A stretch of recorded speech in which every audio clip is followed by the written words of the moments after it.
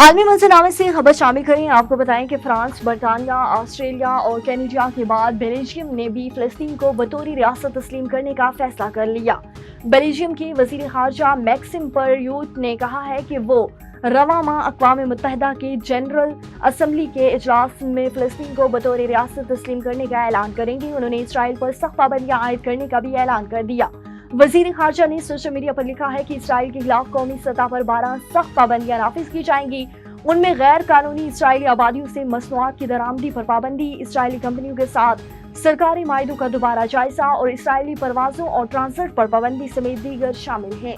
काबिज इसराइल की गजा पर बर्बरियत का सिलसिला न थम सका। सहूनी फौज के हमलों में 24 घंटों में मजीद 98 अफराद शहीद और 404 जख्मी हो गए। और आग के मतलाशी 46 अफराद भी शोहदा में शामिल।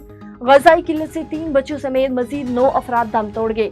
गजा में शोहदा की मजमूई तादाद 63,557 हो गई।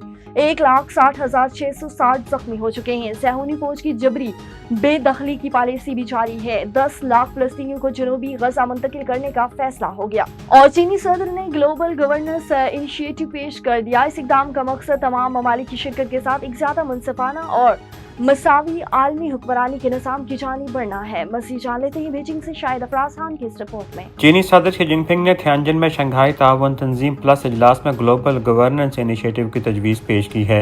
उन्होंने ग्लोबल गवर्नेंस इनिशिएटिव के लिए 5 उसूलों को उजागर किया, जिनमें कहा गया है कि अव्वल तमाम ममालिक खां उनका हजम, ताकत और दौलत कुछ भी हो, आलमी हुक्मरानी में बराबर के शराकतदार, फैसला साज और मुस्तफिद होने का हक रखते हैं।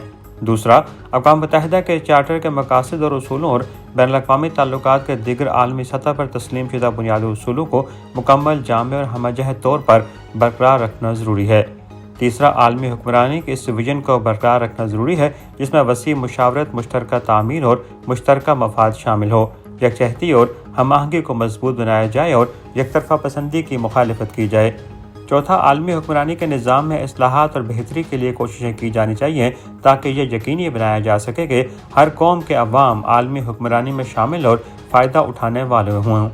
पाँचवा, एक मरबूत और हमजहती नुक्ता नज़र अपनाना ज़रूरी है। आलमी इक़दामात में हम आहंगी पैदा की जाए, मुख्तलिफ वसाइल को मुकम्मल तौर पर मुतहर्रिक किया जाए, अमली ताउन को बढ़ाने के लिए कोशिशें की जाएँ ताकि हुक्मरानी के निज़ाम को पीछे रहने या मुंतशिर होने से रोका जा सके।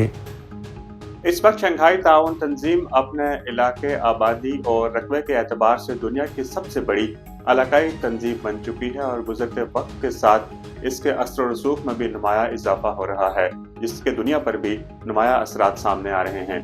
Shahid Afraz Khan, A1 TV, Beijing.